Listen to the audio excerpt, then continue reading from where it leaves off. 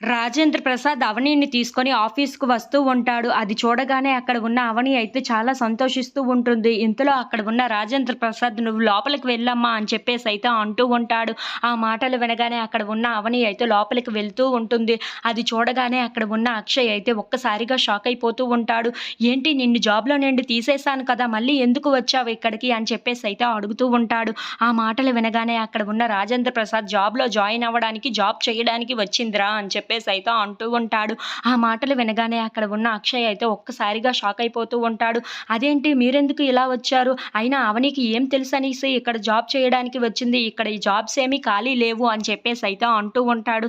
ఆ మాటలు వినగానే అక్కడ ఉన్న రాజేంద్ర ప్రసాద్ మాత్రం "ఏం జాబ్స్ ఖాళీ లేవా? నా ప్లేస్‌లో తనని నించుని పెట్టాను. తనకి అన్ని రైట్స్ ఇస్తున్నాను" అని చెప్పేసైతే అంటూ ఉంటాడు. ఆ మాటలు వినగానే అక్కడ ఉన్న అక్షయ్ అయితే ఒక్కసారిగా షాక్ అయిపోయి వాళ్ళ నాన్న వైపు అలా చూస్తూ ఉండిపోతాడు.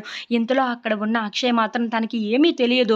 అలాంటప్పుడు ఇక్కడ ఎలా తను మీ ప్లేస్‌లో నించోగలదు అని చెప్పేసైతే అంటూ ఉంటాడు. ఆ మాటలు వినగానే అక్కడ ఉన్న రాజేంద్ర ప్రసాద్ మాత్రం "తనకి ఏమీ తెలియదని నువ్వు అనుకుంటున్నావు. కానీ తనకి అన్నీ తెలుసని నేను అనుకుంటున్నాను. అందుకే అక్కడ నించొనిబెట్టాను" అని చెప్పేసైతే అంటూ ఉంటాడు. ఆ మాటలు వినగానే అక్కడ ఉన్న అక్షయ్ అయితే ఒక్కసారిగా షాక్ అయిపోయి "ఏంటి నాన్నగారు ఇలా చేస్తున్నారు" అని చెప్పేసైతే అనుకుంటూ ఉంటాడు. ఇంతలో అక్కడ ఉన్న అక్షయ్ మాత్రం "ఇలాంటి వాళ్ళని కూర్చొని పెట్టి వేస్ట్" అని చెప్పేసైతే అంటూ ఉంటాడు.